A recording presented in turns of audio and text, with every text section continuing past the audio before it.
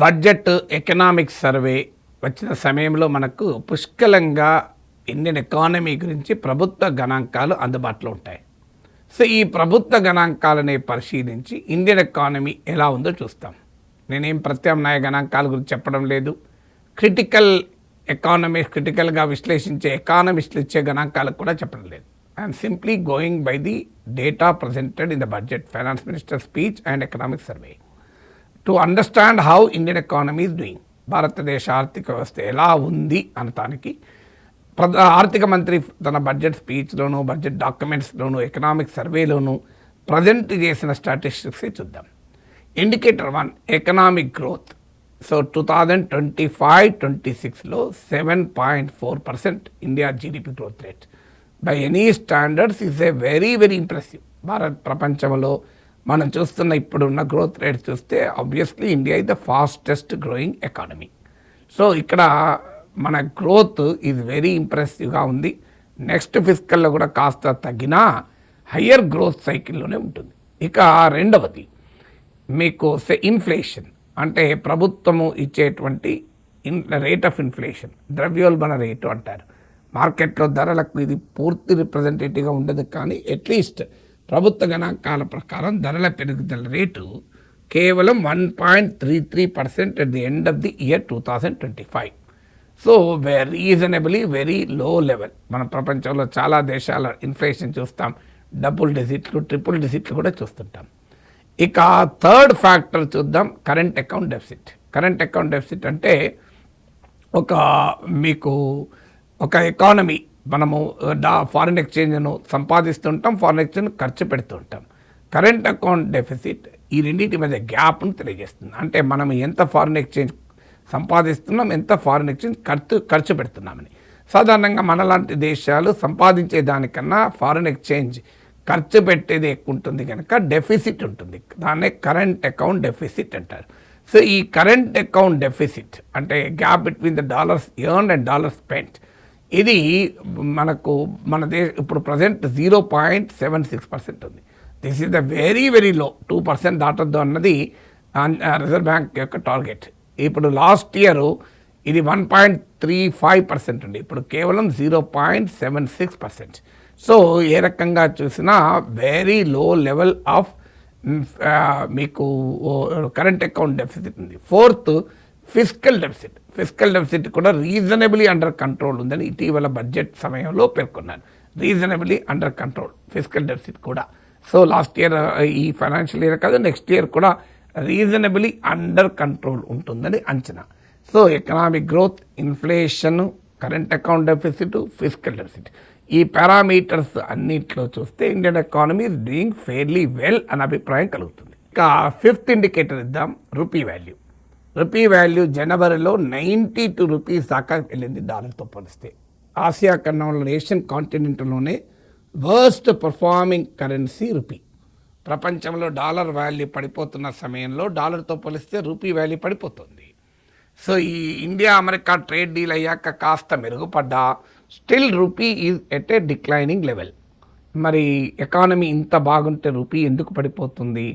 ఇక ఆరవది net foreign direct investment, అంటే దేశంలోకి వచ్చే ఎఫ్డిఐ, పోయే ఎఫ్డిఐ రెండు కలిపి చూసినప్పుడు నెట్ ఎఫ్డిఐ అంటారు. నెట్ ఎఫ్డిఐ డౌన్లో ఉంది, అంటే దేశం నుంచి వెళ్ళిపోయే ఎఫ్డిఐ దేశం నుంచి వస్తున్న ఎఫ్డిఐ కన్నా ఎక్కువ ఉంది. ఇది నెట్ ఎఫ్డిఐ. ఇక ఏడవది ఫారిన్ పోర్ట్ఫోలియో ఇన్వెస్ట్మెంట్. మన స్టాక్ మార్కెట్లోకి వచ్చేటువంటి పెట్టుబడులు భారీగా రావడం మానేసి వెనక్కిపోతున్నాయి. మీకు 2025 మొత్తంలో ఇదే పరిస్థితి చూసాం. 2026 జనవరిలోనే 29,000 crore రూపీస్ విలువైన ఫారిన్ ఇన్వెస్ట్మెంట్ దేశ మార్కెట్లను వదిలేసి వెళ్ళిపోయాయి. సో మీకు చూడండి, so this is the 7th indicator. 8th indicator employment. ఎంప్లాయ్మెంట్లో మనకు ఉదాహరణకు ఐటీ సర్వీసెస్ ఇది one of the significant employer. IT రంగం ఇది కన్జంప్షన్ యాక్సిలరేటర్ అంటారు, ఎందుకంటే ఐటీ ఉద్యోగులు కన్జ్యూమ్ చేసేది కూడా ఎక్కువ ఉంటుంది. So first 9 months of the 2025-26 financial ఇయర్లో మీకు top 5 IT companies net addition to employment కేవలం 17 మంది. అంటే కొంతమందిని తీసేస్తుంటారు, కొంతమంది తీసుకుంటారు కదా. Almost no change in the workforce. కొత్తగా రిక్రూట్మెంట్ లేదు. కొత్తగా రిక్రూట్మెంట్ చేసింది ఈ టాప్ 5 కంపెనీస్ కలిపితే కేవలం 17 మాత్రమే. ఇది 8th. ఇక 9th ప్రైవేట్ కన్జంప్షన్. అంటే మీలాంటి వాళ్ళు నాలాంటి వాళ్ళు కొనే వస్తువులు సేవల్ని ప్రైవేట్ కన్జంప్షన్ అంటారు. ప్రైవేట్ కన్జంప్షన్ అనేది రికవర్ కావడం లేదు ఇప్పటికీ కూడా. So that is the real ఎకనామిక్కి ఒక రకంగా ఇండికేటర్. సో ఇక 10వది హౌస్ సేల్స్, హోమ్ సేల్స్. మీకు మేజర్ మెట్రోస్లో హోమ్ సేల్స్ 2025లో 14% తగ్గినాయి. సో మరి నిజంగానే ఎకానమీ బాగుంటే ప్రైవేట్ కన్జంప్షన్ పెరగాలి, ఇళ్ళ అమ్మకాలు పెరగాలి, ఇళ్ళ కొనుగోలు పెరగాలి. అలాగే మీకు ఎందుకు పెరగడం లేదు? మరి ఉద్యోగాల సంఖ్య పెరగాలి అంటే గ్రోత్ ఎక్కడ పోయింది అనే ప్రశ్న ముందుకు వస్తుంది. మరి ఎకనామిక్ గ్రోత్ ఎక్కడి నుంచి వస్తుంది అంటే ప్రజల కన్జంప్షన్ పెరగడం లేదు, ఉద్యోగాల సంఖ్య పెరగడం లేదు. మరి ఎక్కడి నుంచి గ్రోత్ వస్తుందో అర్థం కావాలి అంటే మీకు ఒక చిన్న ఫిగర్ ఇస్తాను. ఒక హౌస్ సేల్సే తీసుకుందాం. నేను ఇంతకుముందు ఏం చెప్పాను, 2025లో మేజర్ మెట్రోస్లో హౌస్ సేల్స్ 14% పడిపోయాయి. అండ్ హౌసెస్ అన్ని ఒకటే రేట్ ఉండవు కదా. ఇప్పుడు 75 lakh బిలో ఉన్న హౌసెస్ తీసుకుందాం. అంటే మొత్తం మేజర్ మెట్రోస్లో ఉన్న ఇళ్లలో 60% ఇదే 75 lakh బిలో ఉంటుంది. ఇది 32% పడిపోయినాయి 2025లో. కానీ 40 కోట్ల పైన ఇల్లు 66% పెరిగాయి. దీన్ని బట్టి అర్థమయ్యేది ఏంటి చూడండి, లగ్జరీ విలాస్ మేజర్ మెట్ 40 కోట్ల ఇల్లు అంటే మామూలు విషయం కాదు. అలాంటి ఓమో 66% గ్రోత్. కానీ సాధారణ అపార్ట్మెంట్లు ఇల్లు కొనేవారమో తగ్గిపోతున్నారు. అంటే growth with very high inequalities ఉండడం వల్ల మీకు చిన్నప్పుడు మనం సామెత తినేవాళ్ళం, నేను 1000 ఆవులు పోషిస్తే ఆవులు చూసుకుంటున్నాను అంటాడు. 1000 ఆవులు రా అంటే అవును 999 మా యజమానిది నాదొక్కటే అంటాడు. సో టోటల్ కలిపితే 1000 అవుతాయి, అనుమానం లేదు. కానీ అంటే ఎకనామిక్ గ్రోత్ అనేది ఎప్పుడైనా సమ్ టోటల్. కానీ హై ఇన్ఈక్వాలిటీస్ ఉన్న సమాజాన ఎకనామిక్ గ్రోత్ రియల్ ఎకానమీని రిప్రజెంట్ చేయదనటానికి ఇది ఒక ఉదాహరణ. అంటే దేశంలో ఎకనామిక్ గ్రోత్ ఎక్కడి నుంచి వస్తుంది అంటే ద రిచ్ కన్జ్యూమ్ చేసే దాని నుంచి గ్రోత్ వస్తుంది. మీరు కార్ల అమ్మకాలు చూడండి, ఇళ్ళ అమ్మకాలు చూడండి. మీకు లో ఎండ్ కార్లేమో అమ్మకాలు తగ్గుతున్నాయి, ఏ ఎండ్ కార్ల అమ్మకాలు పెరుగుతున్నాయి. సాధారణ అపార్ట్మెంట్ల అమ్మకాలేమో తగ్గుతున్నాయి, లగ్జరీ అపార్ట్మెంట్లు విల్లాల అమ్మకాలేమో పెరుగుతున్నాయి. అంటే ఇండియన్ ఎకానమీ గ్రో అవుతుంది, కానీ ఈ గ్రోత్ కొద్దిమంది చేతుల్లోనే ఉండిపోయిందనటానికి ప్రభుత్వ గణాంకాలే సాక్ష్యం.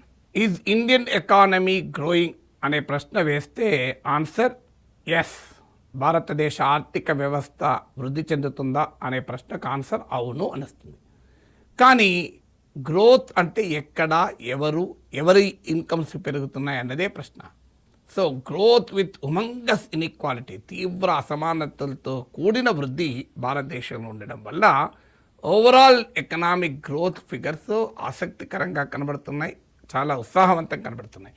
కానీ అది ప్రజల జీవన ప్రమాణాల్లో పూర్తి స్థాయిలో ప్రతిబింబించడం లేదు.